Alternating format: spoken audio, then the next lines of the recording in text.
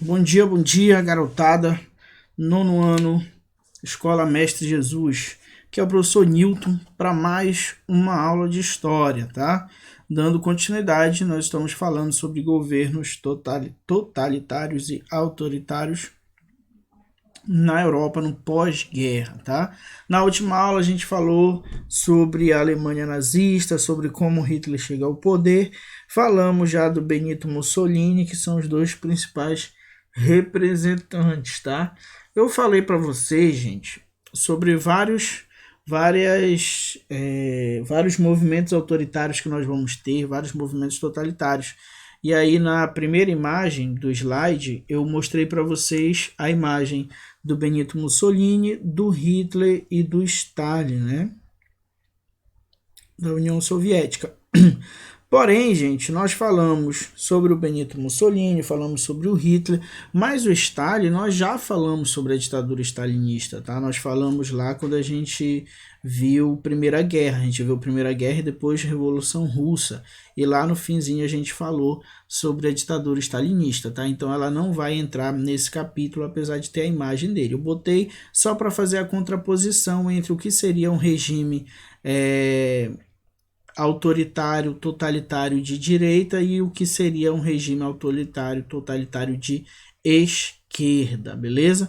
A gente vai falar sobre outros dois países que tiveram governos autoritários. Atenção, gente, estou falando de governos autoritários, não de governos totalitários, certo?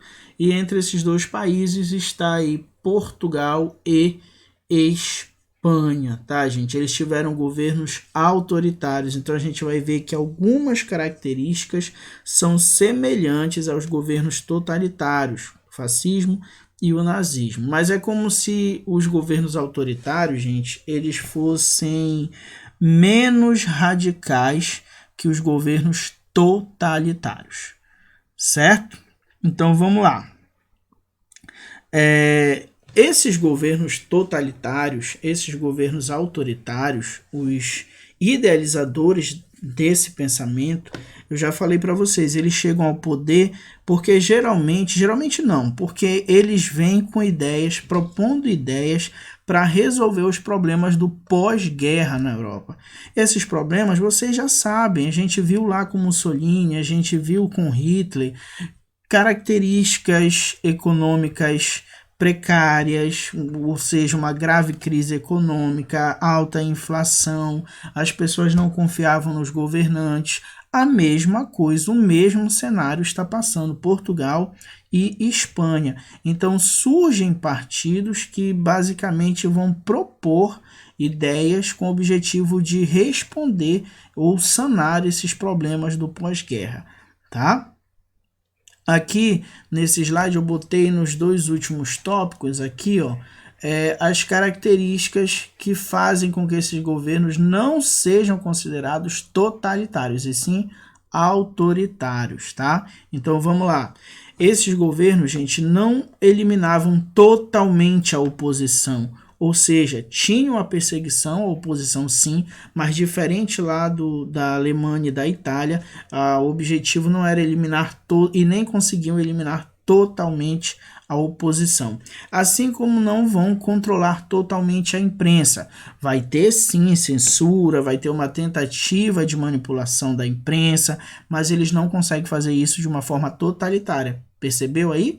Então, se eu quero saber se um governo ele é totalitário ou autoritário, eu tenho que perceber se ele busca a eliminação total. Não estou dizendo que conseguiu, tá? Estou dizendo que é a busca da eliminação total da oposição e do total controle da imprensa, ó, totalitarismo. Ou então, gente, do total controle da vida social. Mas como, professor? Como um governo ele vai ter totais poderes sobre a vida social? Quando a gente fala totais poderes, gente, sobre a vida social, que acontece no totalitarismo, a gente está falando do governo intervir na religião, intervir nos esportes, intervir no que pode ser ou não vinculado à cultura daquele país, Isso é o que a gente chama de totalitarismo, tá? O governo, ele consegue controlar a oposição, ele consegue controlar totalmente a imprensa e ele tenta controlar totalmente a vida da sociedade através de valorização, por exemplo, de uma determinada cultura musical, valorização de determinados filmes, valorização de determinados comportamentos, tá? Então, assim, ou de determinada religião. Então, assim, os governos totalitários tentam controlar de forma totalitária, ou seja, tentam controlar todos os setores da sociedade, economia ou sociedade, enfim, além da política, claro, tá, gente? E já nos governos autoritários, a gente não tem essa tentativa de controlar toda a vida da sociedade. Tá? Assim como também não vamos ter o culto à figura do líder, essa característica muito importante e muito vista nos governos totalitários do Benito Mussolini e do Adolf Hitler, meio que a ideia de transformar aquele líder em uma divindade, em alguém com poderes sobrenaturais, tá? Esse culto, essa, como dizemos, idolatria à figura do líder. Isso não existe nos governos autoritários, tá? Em Portugal, gente, nós vamos ter o chamado salazarismo. Tá aqui o Salazar, tá? Salazar, esse jovem aqui. Então, olha só, em 1920 nós temos a abolição da monarquia e a implantação de uma república, certo? Porém, gente, essa república, ela vai ser considerada uma república fraca, ela não vai conseguir resolver de fato os problemas enfrentados por Portugal. E isso vai fazer com que 6 anos depois aconteça um golpe militar em Portugal. Tá? Esses militares, basicamente conservadores e com ideias autoritárias, vão implantar um modelo de governo que é engraçado não, mas é interessante você perceber que no Brasil nós tivemos no período da chamada Era Vargas, nós tivemos o Estado Novo, né, que é esse período de ditadura de Getúlio Vargas, de autoritarismo, e em Portugal esse período também foi chamado de Estado Novo, tá? É quando esse economista, quando Salazar, ele assume o governo e aí ele vai instaurar uma ditadura após um golpe em 1926. E aí eu botei para vocês algumas características desse autoritarismo do Salazar. Perseguição a grupos de esquerda, tá? Ou seja, se a gente entende que ele perseguia grupos de esquerda, então a gente vai entender que era mais um grupo ultradireita, né? Favorecimento da burguesia. Então é um governo que persegue a esquerda, o movimento político de esquerda, e que favorece o movimento burguês, ou seja, a parte do comércio, a parte da economia. Cria-se a ideia de único partido, tá? Inclusive, gente, muito interessante, por isso que eu botei essa imagem aqui para vocês, dessa foto aqui desses militares mirins, né? Lembra que tanto o Hitler quanto o Mussolini, eles criaram políticas para trazer a juventude, trazer as crianças para esse cenário ideológico político a qual eles defendiam. E o Salazar também vai fazer. A gente viu, por exemplo, lá na Alemanha nazista, a gente viu lá a juventude hitlerista, né? E aqui a gente vai ter a mocidade portuguesa, onde as crianças eram ensinadas esses valores conservadores, esses valores autoritários como algo legalizado ou algo que estava, digamos assim, que pudesse acontecer, algo que fosse normal, certo? Em 1974 a gente vai ter a Revolução dos Cravos, aonde essa revolução vai pôr fim a essa ditadura salazarista. Nem sei se é assim a palavra, gente. Mas vai pôr fim ao salazarismo, tá? É importante saber, gente, que o Salazar já não estava no governo em 74. Ele sai, se eu não me engano, em 1968. tá? Porém, ele vai ser sucedido por alguém que vai manter as características do salazarismo. Por isso que a gente diz que ele termina em 74 com a Revolução dos Cravos, certo? Espanha, gente. Espanha a gente vai ter o pior cenário, se falando entre Portugal e Espanha, o pior cenário é o da Espanha, porque lá nós vamos ter uma guerra civil, tá, gente? Extremamente violenta, tá? Por quê? Vamos entender aí a questão da Espanha. No século XX, gente, olha só, século XX, enquanto os países da Europa já tinham se industrializado, já tinham se destruído na guerra, a Espanha ela ainda era agrária, com grande parte dos seus latifúndios, ou seja, grande parte do seu território improdutivo. Então, além de ser agrário, ainda tinha uma grande parte improdutiva. A indústria era considerada uma indústria atrasada quando se comparava com outros países. Então, principalmente na questão tecnológica. As pessoas, a grande maioria dos espanhóis eram analfabetos, não tinham aí acesso à educação, tá? E o país tinha um forte vínculo com a Igreja Católica. Então percebe que a gente está no século XX, mas a Espanha meio que se comporta ainda semelhante e com muitos resquícios feudais ainda, uma organização que já tinha, uma organização social que já tinha sido deixada para trás há bastante tempo, certo? E aí nesse cenário, gente, de características econômicas ruins, não favoráveis, de todo esse atraso e tudo mais, a classe operária na Espanha vai passar a promover manifestações com o objetivo de conquistar melhorias de vida, melhorias de trabalho, enfim, mudar o cenário da Espanha daquele período, tá? Quando chega em 1931, o rei Afonso ele vai ser deposto, tá, gente? Um minutinho só, tá, gente?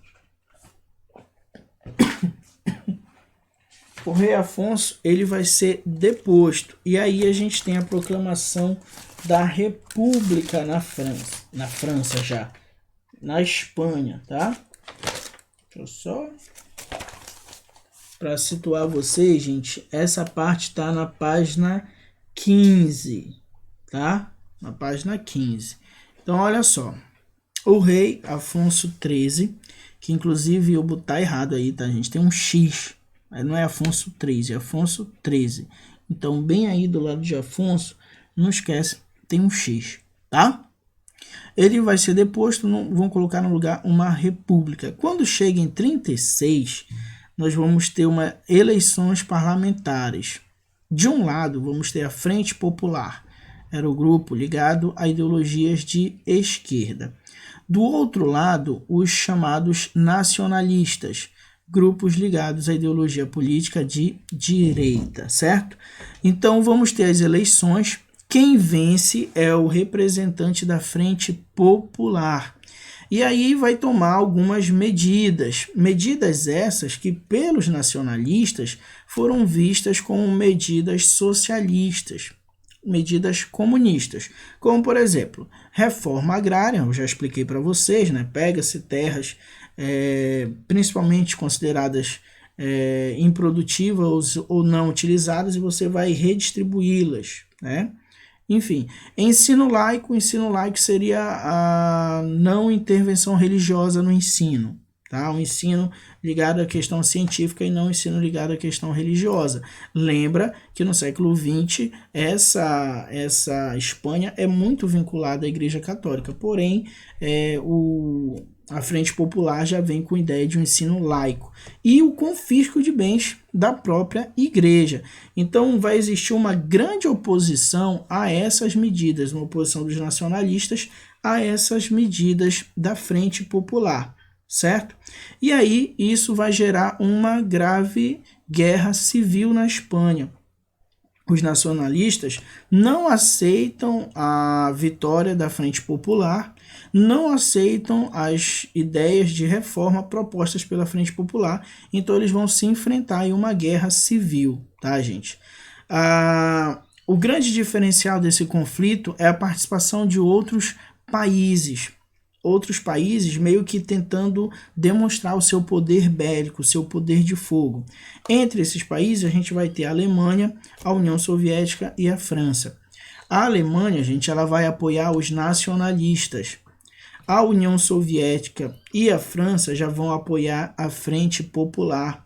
É importante saber que não foi só a União Soviética e a França que apoiaram, tiveram outros países que inclusive mandavam armas. Esse apoio, gente, era uma espécie de aliança militar. Então, os países ajudavam aqueles grupos que eles apoiavam com armas, com dinheiro, com soldados, tá?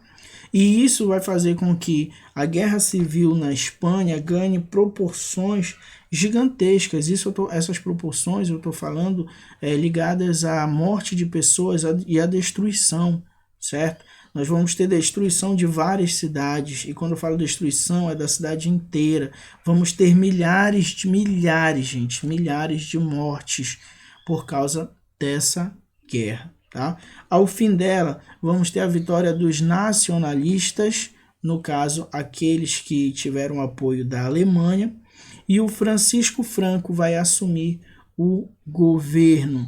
Características desse governo: anticomunista, não é difícil você entender. O Francisco Franco, ele é nacionalista, então ele está contra as medidas da Frente Popular. E ele pegou o apoio da Alemanha, enquanto a União Soviética comunista apoiava a Frente Popular.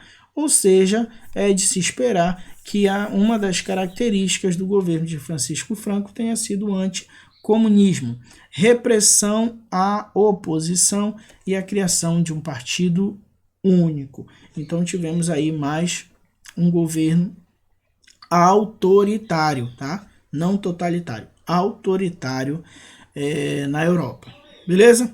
Gente, exercício para vocês, eu creio que é o último exercício desse capítulo, tá?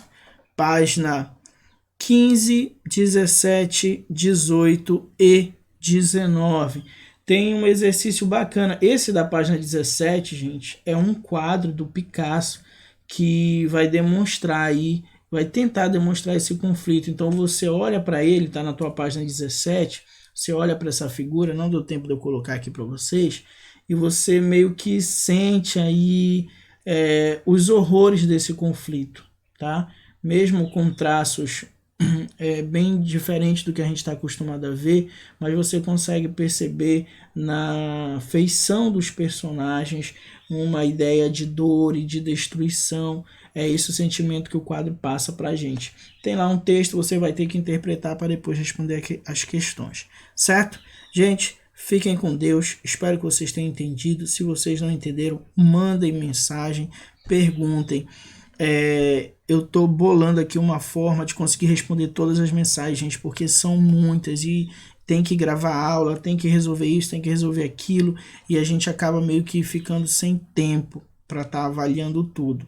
Mas creio que essa semana eu vou conseguir botar em dia todos os questionamentos de vocês, certo? Me perdoem se eu estou demorando a responder, mas é porque realmente demora muito tempo, gente, para a gente preparar os slides, para a gente organizar as imagens que possam facilitar o entendimento de vocês, para depois a gente vir fazer uma aula, escolher um horário em casa em que as pessoas não estejam tão próximas, para que a gente possa ter silêncio, para que o áudio possa sair da melhor forma para vocês. Então tudo isso requer tempo, requer planejamento. Então não é feito, por exemplo, aqui a nossa videoaula está batendo aqui 20 minutos, 19 minutos na verdade, mas para a gente conseguir fazer esses 19 minutos de videoaula, gente, tem toda uma preparação anterior de slide, de imagens. Às vezes a gente está gravando, aí alguém da família liga a televisão muito alto e a gente tem que parar, e já tinha passado 5 minutos, porque eu não faço edição de vídeo, né? Eu nem sei como fazer edição de vídeo, eu sei... vi alguns tutoriais para baixar um programa que grave a tela do computador, mas eu não sei fazer edição. Então, se acontecer algum problema, se eu errar, gente, não vai ser cortado. Eu vou continuar dando a aula, certo? Então, perdoe se às vezes eu me atrapalho nas palavras, às vezes eu gaguejo, às vezes vem uma poeira na garganta. Então, perdão, tá? Mas é porque a gente está tentando fazer da melhor forma possível. A gente está tentando continuar, mesmo as coisas estão tão complicadas, tá? Gente, obrigado pela compreensão de vocês, fiquem com Deus e até a próxima.